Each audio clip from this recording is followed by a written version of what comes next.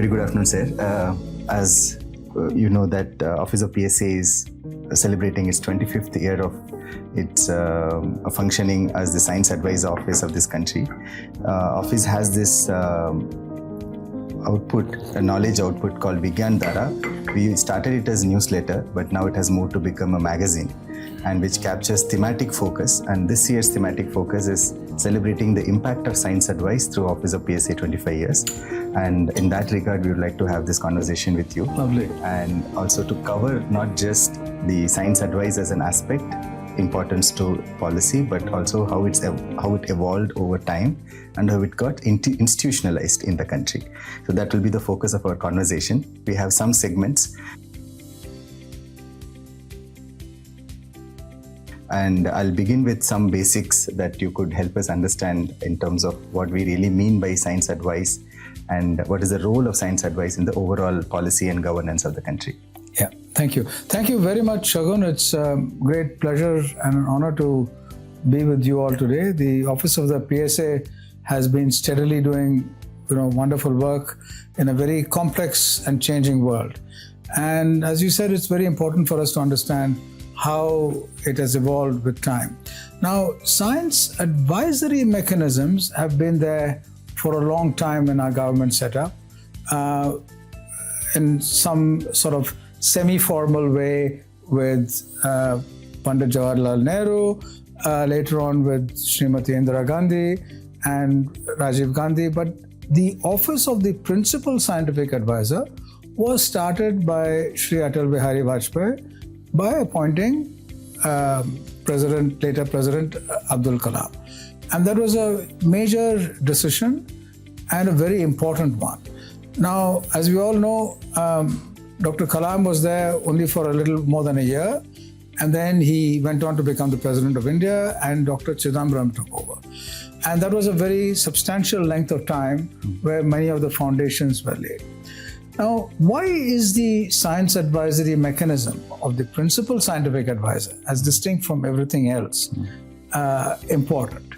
There are other scientific advisory mechanisms. For example, even during Dr. Chidambaram's time, there was a Science Advisory Council to the Prime Minister, which Dr. C.N.R. Rao chaired, and there were other mechanisms at the then Planning Commission for Science Advice and so on.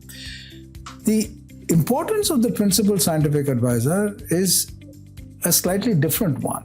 All the other mechanisms have the flexibility of giving advice, but not necessarily being involved in examining the quality and nature and the effectiveness of the implementation. The Principal Scientific Advisor is more of an insider in that context, and therefore has a responsibility not only to collate information, analyze it, and give advice, but to be involved in the monitoring in a very light touch manner of the implementation. So that's a very important and major difference. And Dr. Chidambaram played a stellar role in looking at this implementation substantially with major Government of India projects, looking at it from within, right? But towards the later part of his tenure, the world outside was also changing very rapidly, right? And when the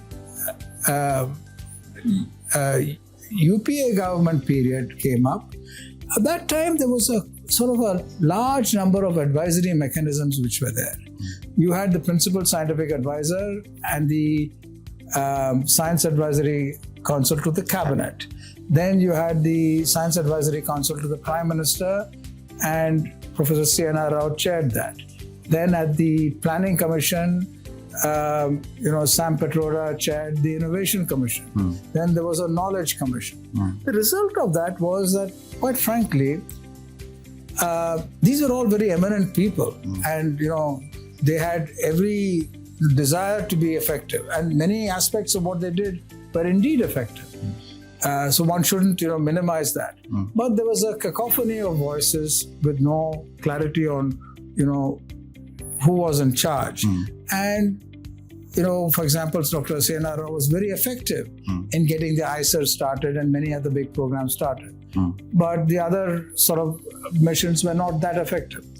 Now, that's one way of doing science advice, but post the UPA government, when the NDA government came in 2014, we had a much more structured approach to science advice. We got, after the first 5 years, of the NDA government, there was no SAC PM, but the Science Advisory Council to the Cabinet continued, and Dr. Chidambaram continued, and that, as I said, was a substantially programmatic one about ensuring that big new deep tech and strategic programs went well. Post 5 years of the NDA government, and about the time when I became principal scientific advisor, there was a look at both the inside and the outside. And there was a desire, and this didn't come about by some magic or suddenly. In that first 5-year period, there were a very large number of meetings of all the science secretaries, other secretaries, brainstorming sessions, what to do, and so on. And in those brainstorming sessions, the idea of having coordinated missions, which are the missions to be had, they were also discussed and came up. And then, therefore, when the new Prime Minister's Science, Technology and Innovation Advisory Council was formed, and there was a discussion on possible missions, it didn't start from scratch that one fine day, let's think of what to do. But there was a huge amount of homework which had been done in the preceding 5 years, which came to fruition. So the result of that was the quantum mission, the cyber-physical mission, which the DST had been formulating and discussing. Much later now, the AI mission and the semiconductor mission, all of that. So these were all discussed very intensely. Great, sir. That's a good capture in a snapshot. Taking lead from the evolution of these institutional arrangements and committees, could you also help us understand a little bit in backward, like post-independence, individuals were prominent in giving science advice, like Homi Bhabha was very much close to the political leadership in providing scientific advice, so the governance was taking that into account. And then there's institutionalization till this time that we just now spoke about. How do you see this evolution is parallel to India's development in the last 75 years or so?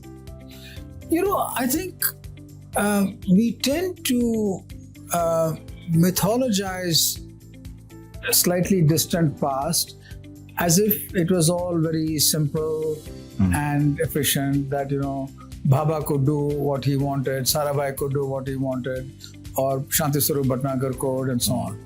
It was never like that. It was certainly some aspects of what you say are very valid, such as, the community was much smaller then, and access was much easier for everyone, but I'll come to that point also later. It is not that it became more difficult. But there were, at that time, as later and now, there are a huge number of diversity of inputs which go into political leadership. A political leadership has a big challenge. You have to integrate these inputs from a scientific perspective, and that itself is diverse. Then you have to look at the economic perspective, the social perspective, the political perspective, and then you have to take a decision which you cannot change after you have taken it. So I do not envy the huge burdens which are there on political leadership in looking at these things and integrating and taking a decision.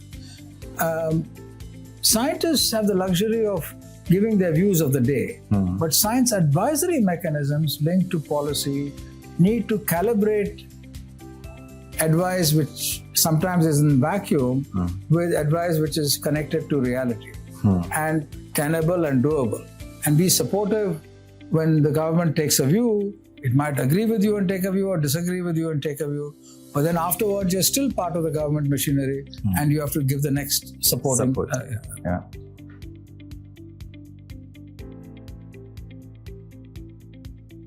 No, makes sense, sir. Yeah, certainly. And one thing that we have been observing in the institutionalization of science advice, particularly through the office of PSA, as we are celebrating the 25th year, it is not just about providing science advice anymore, is what we understand. You also talked about how the missions are being formed, where multi-ministerial coordination needs to take place on some technology matter. It comes to the science advice as a place of convergence for collective priority setting. How do you see that evolution of science advice? There are two components to that. One is from the scientific perspective, as integrating multiple kinds of disciplinary scientific input as well as diversity of viewpoints into some kind of an advice. Now, the fundamental problem in our system, in our bureaucracy, and this is true of every system in the world and every bureaucracy, is each bureaucratic vertical, each ministry, each department looks after its interests. Of course. Even though everyone says that we are there for looking after the national interests, they are very happy to look after the national interests from their perspective. They find it difficult, given our structure, to look at the national interest from the perspective of multiple departments working together.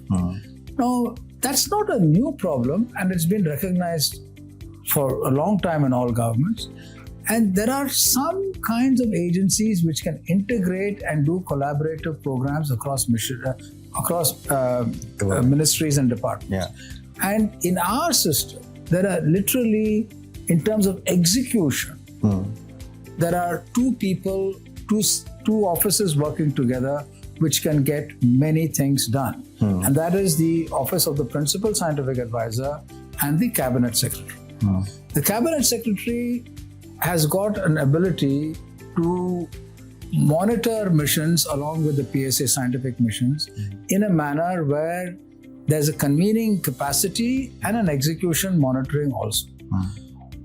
The Cabinet Secretary greatly appreciates the PSA coming in with all the details of what needs to be done, how it needs to be done, and so on and so forth, right? And the Cabinet Secretary brings in, I'm not talking about the science ministries, I'm talking about the other ministries, steel, textiles, as you know, and so on and so forth. Programs which involve them, the Cabinet Secretary is very, very important. With the Science Ministry, the PSA alone can do a coordination role quite a bit.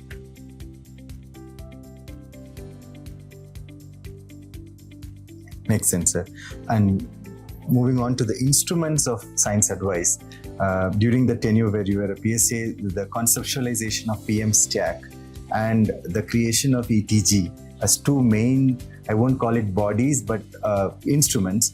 How do you see those instruments making it robust as a science advice mechanism? No, I think, both were very important. The PM Stack, or the Prime Minister Science, Technology, Innovation Advisory Council, and its composition were discussed intensely for several months with the Prime Minister's office before coming down with a diverse set of people from industry, academia, and innovation who could come in. The danger, and this has happened quite often, is you can have a talking shop and you need to have a mechanism to execute what advice you come from the talking shop. And in previous situations, I've seen, for example, with the Science Advisory Council to the Prime Minister, which Professor Siena started and drove, if it were not for his push from the outside, it would not have moved well enough. It's quite simply and frankly stated. We need to now move from that approach where you have an invaluable leader who can drive things to a situation where there is a office mechanism which is institutionally robust. So the PM Stack, for it to succeed, has had a set of members and a set of invitees, as did the SAC PM area from our ministries. But it also had a very, very strong secretariat, right? The SAC PM previously had the Department of Science and Technology as its secretariat, and one person from the Department of Science and Technology driving it. That person used to get exhausted driving it, but couldn't drive the DST to get things done because the DST has its own mind. It has to decide what to do or not. Here, the PM Stack's decisions went to the PMO went to the line ministries. The secretariat then worked hard to work with the various ministries, the science ministries and other ministries, to get some things done. And the examples of these things working are the Deep Ocean Mission, the Quantum Mission, the National Research Foundation. All of this required months, if not years, of work after a meeting about this to get things done. And there are many other missions too. Yes. So the institutionalization is very important, along with the creation of the PM's stack. Otherwise, it would have been a talking show. So I think the dedicated staff which drove this and interacted with the other ministries are very, very important. Now, the ETG, or the Empowered Technology Group, is another context and another challenge. And the Prime Minister and the Prime Minister's office found something which was extremely concerning. If you wanted to buy something, right, import something or embark on a project or do something above a certain sum of money, it goes to a standing finance committee. Beyond that, it goes to the expenditure and finance committee. And if it goes to the expenditure and finance committee, after that, it gets approved by cabinet. Now, the problem is every ministry, every project which comes in is absolutely necessary from that ministry's point of view, right? So this is cat's whiskers, it must be done. If it's not done, country will not go forward. But who is there to examine whether others are also doing this? Is this redundant? Is this the right thing to do now, and so on? In principle, the Expenditure and Finance Committee document going around is sufficient, because every ministry is supposed to say, but we are also doing this, why are you putting it up? Almost never does that happen. What had set in was a collegiality amongst departments to never frankly criticize anyone else's viewpoint. Right? And this was the problem of peers and peer group interactions and peer group politeness. That had to be addressed. The Empowered Technology Group said, if you're spending something above 500 crores, it needs to come to the Empowered Technology Group. And it has to go to cabinet, it has to first be cleared by the Empowered Technology Group and go to the cabinet. And this, is not a perfect filter, but the ETG for every meeting gets in people, gets in experts, has a healthy discussion. And very frankly, there are people who come in from left field and you have to satisfy them. And sometimes, it goes through well, sometimes it doesn't. But the care which is taken to do things because of the presence of the ETG has been salutary. But it's not just a negative filter role. A very positive role. When good things needed to be done, again, the ETG was extremely important. The reorganization of ISRO, the drone policy, the geospatial policy, a variety of other policies which were critical about purchase of high-end equipment. All of these, the ETG also proactively is supposed to and did have meetings beforehand to say, look, this is important. So it was just not waiting to get proposals and clear them or not, but it was a proactive think tank. If the ETG is used strongly, and if the PM stack is used strongly, these are two very powerful institutions for us to keep our antenna out of for the whole world in the science and tech sector and see how we should go forward. That requires very strong secretariats of various kinds, and like every setup which we make, it needs constant renewal, otherwise it starts getting done. Of course, yeah. I mean, this is a good capture of both the instruments as institutions of science advice in the country, Professor. For the viewers and those who are going to read the transcript of it, it would also be helpful to see one or two example missions that you can pick off and tell us how science advice through these instruments really gone into the nitty-gritties of shaping those missions or programs. For example, ONOS or the drone policy or any national mission that you would like to talk about. Right. I know there are many examples, small and big. the space changes in space policy, they came about, from keen push from the PMO and the Prime Minister as the Minister for Space to ask, is our space ready for the 21st century and going forward? Is space opened up to our innovation sector, to our industry? Now, ISRO is arguably one of the greatest science organization we have. But every organization which is built needs to ask, is it ready for the future? And that's very difficult for it to do inside out. Because the tendency inside out is two things. One is to look at your successes and point that out. And the other, not being able to creatively imagine the threats and change, because you have your team and you think that they can handle things. So the inside team also likes and benefits from an external viewpoint with challenges. So you need to have a back and forth challenge between the inside and the outside. The outside comes without an understanding of detail, without an appreciation of every nuance. The inside comes with a sense of understanding everything, but not being risk averse to moving things in a manner which might upset the apple cart of the organization. So how does one balance this? And there the PSA's office plays a very important role.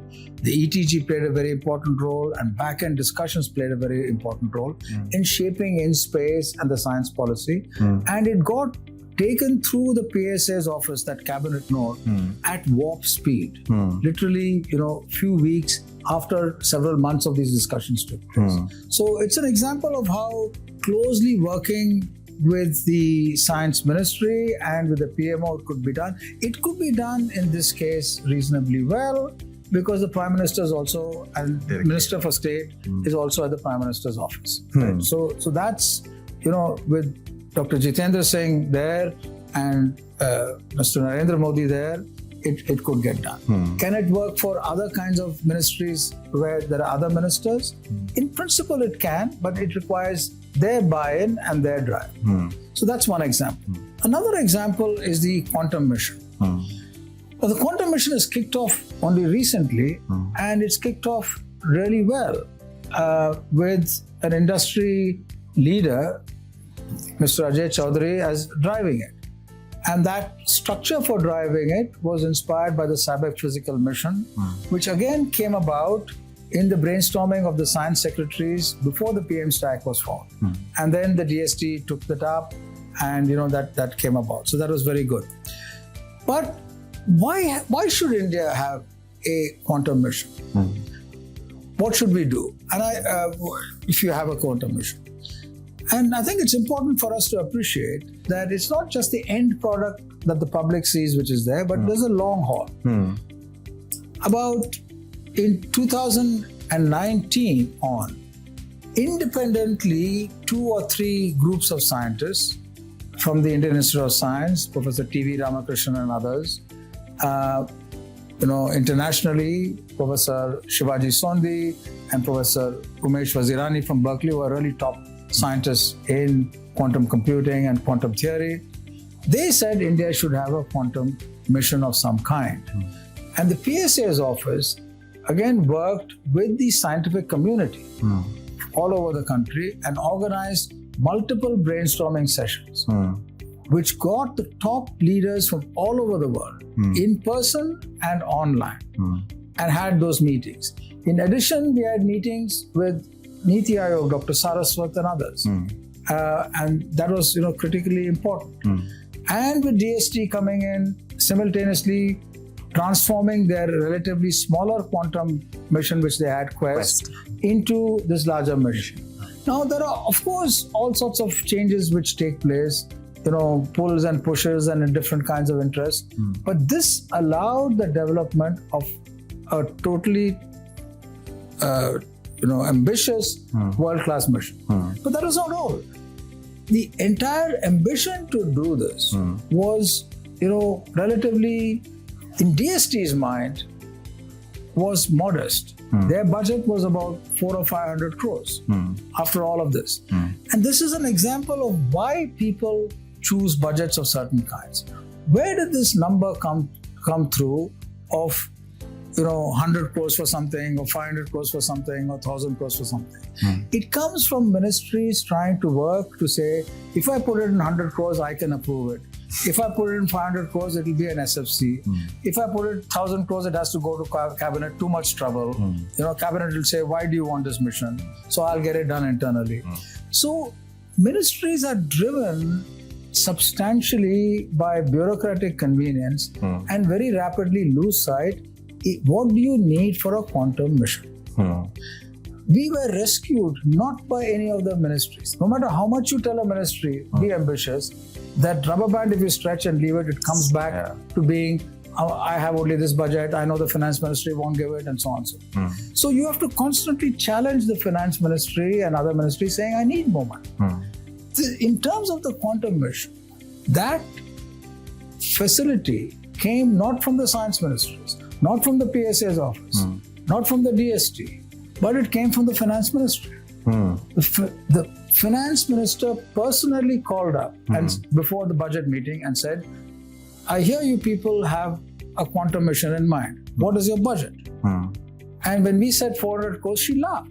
She says, I've got advice from you on what are the kinds of budgets other countries are putting in. What are you going to do with 400? So she proposed, if you go back and look at that budget announcement, she proposed 8,000 crores for the quantum mission. The original line. Yeah.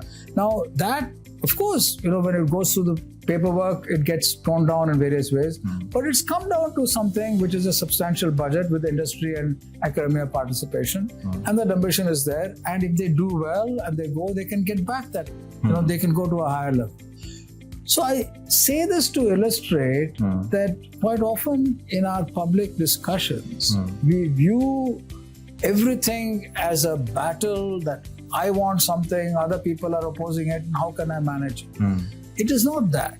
It requires a lot of interactions. It requires, being ready. There's luck of the draw, timing, other things matter.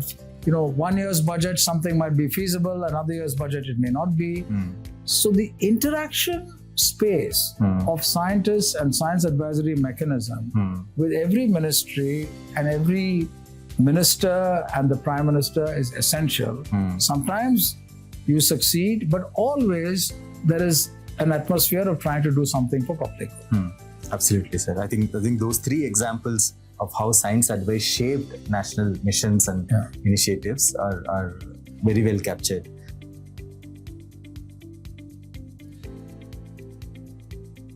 With respect to research governance as a whole, now with the announcement of National Research Foundation, Anusandhan National Research Foundation, how do you see the role of science advice and science advisory shaping the research governance of the country in general? I won't get into the way by which the NRF came about and what it's doing. It will take too long, but I'll just summarize it very briefly. The purpose and idea behind the NRF is a simple one. Today, 90% of our research support goes to places where 10% of our students study. 90% of our students go to places where there is little or no research. So NRF's goal is to expand the footprint of science. Today, many of our science missions are siloed and managed by individual ministries, and certain critical interministerial missions are not taken up. The NRF should also take up big missions. Today, our national labs and well-endowed universities are a short walk from India. They're not connected to our state universities and colleges and elsewhere. The NRF's mission is to flip this and make these major labs field stations. Right? All this requires money, and there are multiple things going on to try to amplify what has been allotted. And one wishes that great success. It's a tough job. But it also requires flexibility. And in today's world, what is holding India back, we should ask. What is today's world? Science in America is in turmoil. The world of science today is standing on the success of post-Second World War American science. Whether it is Europe or China or South Korea or Israel or Singapore, all of them stand on fundamental research which was enormously invested in America and open. With the turmoil in America, what does it mean for a country like India? The closing down of scientific enterprise, And the complexities which arise. China, for whatever methodology, it has both grown in applications and in fundamental research and is a big power, right? And other countries cannot emulate that direction, should not, and culturally are not tuned to do so. Europe will go about its own way, but India has got a unique opportunity. What is India's opportunity? In an Indian style, in the current world situation. The kind of investment required to compete with Europe or China or America is enormous. That's a 50-year-long battle. And we must embark on that. There's no question about it. But what we can do right away is the following. If you look at a map of India and you map all the DST institutions, the DBT, the ICAR, the ICMR, the DAE, the ISRO, the DRDO, they are dotted across the country. These are extremely well endowed and these are top quality labs, right? So that major infrastructure is there. What is it, the problem with this infrastructure? They are pulled down by a huge ballast of regulatory hurdles in functioning. In each in their own context, if we deregulate and make them flexible, we have suddenly unleashed an enormous power. Right? Resources for them to function in collaboration with the university ecosystem need to come. That will come from government, from philanthropy, from industry, from international partnerships and all that. But deregulating the functioning of these institutions is absolutely doable and is key and leaves us with no choice in today's world of turmoil. Right? We cannot if we do more of the same, we will get more of the same. And we have to do this differently. But we are in a very strong position compared to other countries. In our investment over decades is a silent, huge powerhouse which can be liberated. So that's certainly eminently feasible. We need to do that, and we need to do that with other institutions also. Why don't we do that? We don't do that for a certain reason, and I would blame us as citizens why we don't do that. To run institutions well, you need flexibility. Flexibility means leadership needs to take decisions. When have flexibility in taking decisions on purchase, on hiring, on what projects to do and what not to do. We tend to want to evaluate outcomes in a fine-grained manner and ask whether, micromanage everything and then ask whether you're getting outcomes and impact. This is not going to happen. And it is the bottom-up pressure for accountability, the conflation of precision with accuracy, which comes up. So from the government point of view today, if I give you 10 rupees to spend, if you account on how that is done, the finance ministry is happy that you've spent it well, right? So all projects by definition are successful. I did a tender in this proper way, I did this experiment. That's not the way science works. You have to buy things the correct way, no one denies that. But you must also ask, did you do something different? Did you do something more than what you promised? Did you not spend this 10 rupees on this and save it and buy something else?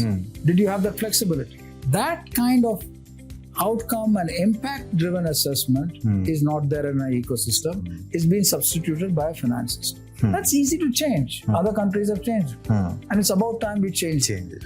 We should change it in a calibrated manner. We should decide which institutions are good and need more flexibility, which institutions need to become good and need more monitoring. But unless we do this, we are not going to go anywhere.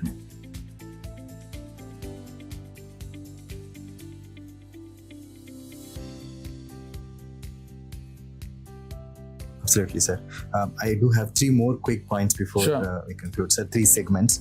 I'll begin by some of the tools or techniques and tools and methodological frameworks that will enrich and make it efficient, the science advice process itself.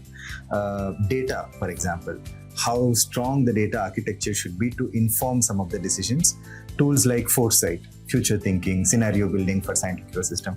What are your thoughts on where we are and how we want to support the science advice with these kind of techniques and tools? This is a critical and very important point. You can't have science advice going by, views and opinions and ideology and so on. You need to have hard facts in the analysis. In some areas, we are very, very good at doing that as a country. And there have been huge challenges even though there as we scale in size and doing this. So in terms of market analysis, expenditure, how sales are going month on month or quarter by quarter, all of that is good. A corresponding deep dive analysis in science is substantially not there. And one of the ideas in formulating the National Research Foundation that it has a dedicated team to analyze this for all of the country, independent of whether it is government funded or not, industry funded or not, right? And that model needs to be put in place. So that analysis and foresight planning needs to go. Now, we've had a challenge that foresight planning is supposed to be there in our system in TIFAC, right? It is supposed to be there at the Department of Science and Technology. And remember that TIFAC was run by the Department of Science and Technology, yes, right? TIFAC was located across the road from the Department of Science and Technology. The level of conversation between TIFAC and the Department of Science and Technology was substantially with the finance people to say, am I getting my check every year?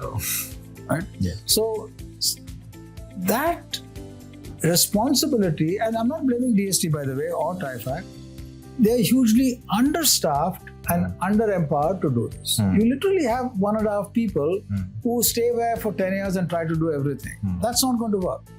So I think the PSA's office then tried to set up policy units. Those policy units are doing a terrific job in looking at the broad space, but they don't have teeth within the finance ministry, right? So this link, which was originally proposed of the NRF having a link, was meant to convey this analysis of science, state of science in the country, every year to the finance ministry, right? That mechanism needs to come.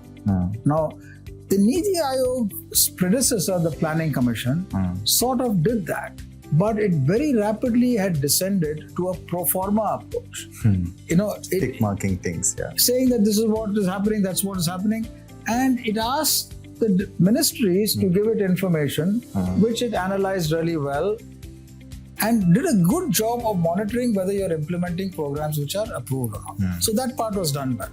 But the point of view of foresight on what to do, it again, didn't have the wherewithal to do it in a continuous manner. It periodically does that.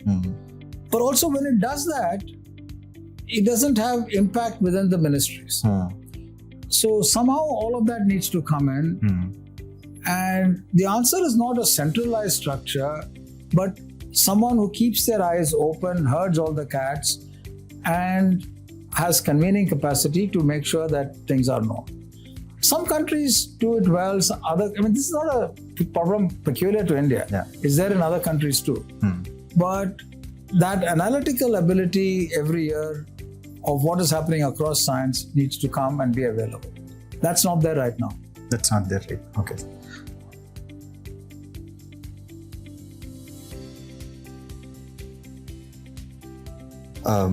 The second segment before we go to the last one is on the global interfaces and the science advice's role, particularly during your tenure as a PSA.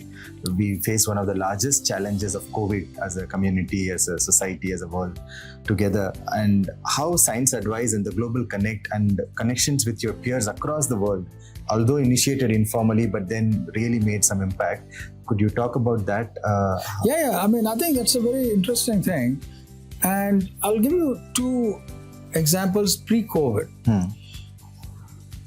Soon after I took over as PSA, I met with Mark Wolpert, who had just handed over as the chief scientist in the UK to Patrick Vallance, who's now, by the way, the science minister. And Mark Walpert told me something interesting. I asked him, what's the value of a chief scientist? Do people, what do you do and do people listen? He says, yeah, of course, it's tough. You have to herd cats. There are different opinions and so on. But internationally, the value was the question you asked, and he pointed out something. He said, look at Fukushima, right? Feelings ran high, and therefore to understand what needs to be done there, you need a little calm and, a viewpoint to do this. And that the UK chief scientist could communicate with Japan effectively. What was the example he gave? He said that there was a lot of concern about the amount of radiation in Fukushima, about people going back and settling and so on. Now, the fact of the matter is that the levels of radiation in the areas where they wanted to resettle were really minimal, but the fears were very high. So you needed a way to communicate to local government, regional government, and the government of Japan and people that it was reasonable and safe. So Mark Walpert was asked to come and examine that information as a UK chief scientist and give his view. And he very simply said that in his flight from London to Tokyo, he was exposed to more radiation than was there, which people in the areas where they want to resettle were exposed. And that was very important. And he could say that objectively because he was not from there. Now, finally, it's complicated. It's not that tilted it one way or the other, but it's important. The other matter is, coincidentally, before the pandemic, I knew Patrick Vallance and Mark Walpert earlier. So I called up Patrick Vallance and said, what is the UK mechanism for disaster response? And this came about because our Prime Minister's office and our Principal Secretary, Mr. P.K. Mishra, was very, very keen on having a disaster response system put in place. And they had already done a huge amount of work to put in place, right? And the PM stack was discussing those kinds of DRR methods. Yeah. So Patrick Vallance told me about the UK system for emergency response and how they have, dummy runs if there's a crisis, whether it's an earthquake, a fire, or a nuclear leak, or potentially a pandemic. How do they respond? And that was a very valuable learning experience about what they do. And it was good to compare with the systems we have. And it was very good to see that our systems had been put in place independent of this earlier in a very robust manner. How do you invoke the Disaster Management Act? How the Cabinet Secretary chairs interministerial meetings, decides various kinds of committees to do that. How does it kick in? Then your sort of those decisions taken by these empowered committees are final and things get done. So the mechanism to respond at the cabinet level to a pandemic were already in place by the National Disaster Act. Yeah. Right? And so I think we were in a robust situation there. When the pandemic came, both the UK and the US chief scientists put together a informal meeting every 2 weeks, every 1 week earlier, then every 2 weeks, of all the chief scientists all over the world, from New Zealand, Canada, UK, Germany, France, Japan, And we used to just freely brainstorm on what is possible, what is not. And again, it was very helpful to them, to learn what other countries, for each of us to learn what other countries are doing. Because quite often, just going and saying that, look, we're doing this, our idea is not all that bad because other people are also thinking about it, was something very valuable. Validating it with... But also, both ways, both validating as well as being cautionary. Yeah. Absolutely, sir. So with respect to the global connection itself, the role of science advice to, of course, many policy areas, but specific to foreign policy. in diplomacy and international engagements. Of course, during the pandemic, it was a necessity to do it. But beyond that also, how do you see the linkage between science advice and international engagement? So we had many discussions with the Ministry of External Affairs on this. The challenge the Ministry of External Affairs has is, let me put it very crudely, some of the top countries, the big powers, have more people in their embassy here, more diplomats in their embassy here, than the MEA has diplomats totally.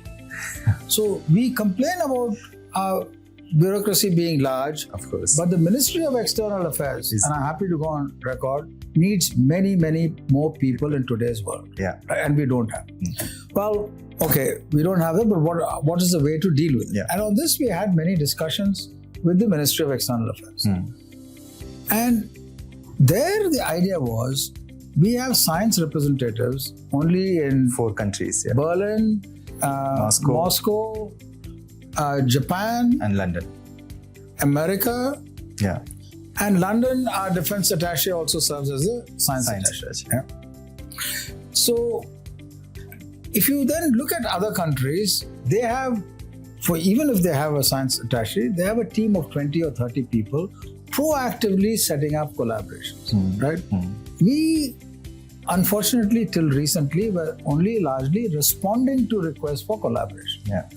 So we now have a way, it is still nascent, of 2 kinds. One, the Ministry of External Affairs has an scientific and economic division there, which needs to be amplified, but at least that division is formally there, right? But that was done. There were other kinds of collaborations which the PSA's office pushed in partnership with the DST and the DBT and the CSIR and the ICMR and so on, with various countries, and that again was amplified quite well. So what I'm trying to say is 2 things are needed. A close partnership with the External Affairs Ministry, a strong team which analyzes the data, and a dedication to actually get things done. I mean, overall, each of these things is a full-time job. Of course. And there are many other full-time jobs. So so many people ask, how many people are there in the PSA's office? And literally, it's about half a dozen or a dozen. I mean, that's the kind of range. Yeah. But I said something to many people, and I think that's an important thing for us to appreciate, is the entire country's science force is there to work for the PSA's office if we formulate our ideas well. And people love to do that. Similarly, all our ministries are thirsting for science interactions. And for example, what's our friend's name? Satpathy? Satyaji. And he and his colleagues did a tremendous job in interministerial partnerships and understanding and similarly with the state government. Interstate and so on. So, if you look at your office as 3 people or 10 people and what can I do, there are many important things you can do. But if you look at the office as, a facilitator interacting with the entire ecosystem, then you can do many other things. But no matter which route you take, and both are necessary, and you need a combination, it's tough to get things done. But it's good to start things and keep at it, and eventually they get done. Things will move. Okay, as a scientist, I don't want to use any adjectives there. There are questions about bridging the gap between scientists and their scientific output actually influencing the policy decisions in the right direction. You already touched upon how the entire scientific fraternity is there to support these activities. What would be your advice to early career researchers to see how their scientific output can be really part of policy activities? See, it's not a question about early or late or middle. And I also think it would be worrisome to think of interaction with policy as only a late career thing and not an early career. Many projects take 50 years to mature, right? For example, I saw a photograph of Enrico Fermi and I think a couple of others, I don't remember their names, looking at drawings for what should be the Large Hadron Collider over a 50-year period, right? So, in other words, and if you look at people such as Shanti Swarup Bhatnagar or Homi Bhabha, they were very young when they came up with large plans. Yeah. But they also were doing their science, right? So, it depends on what your vision is. There's a lot of science which require you to put your nose down and get it done. And not everyone should be a Bhabha and try to look at long term.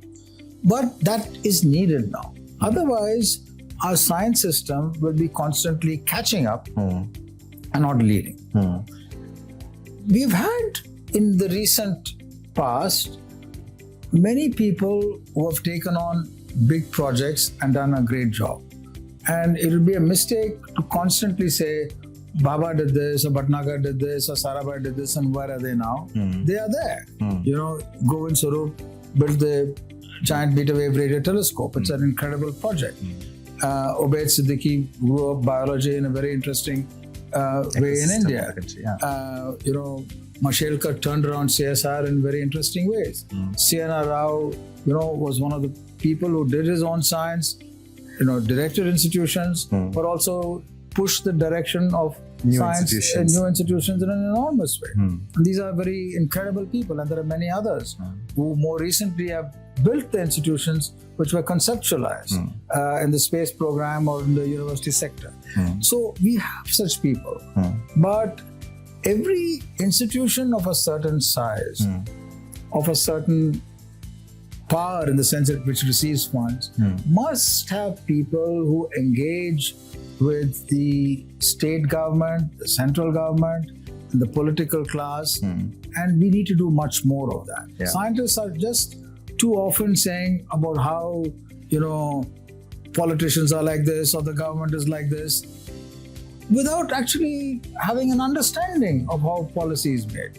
You catch top scientists in many of our institutions, only a small number will know the details of this, and they're overworked. So a better understanding is needed. It needs to be organic. I'm not saying that everyone should be involved in science policy or science communication and so on, but we should be interacting with our environment a lot more.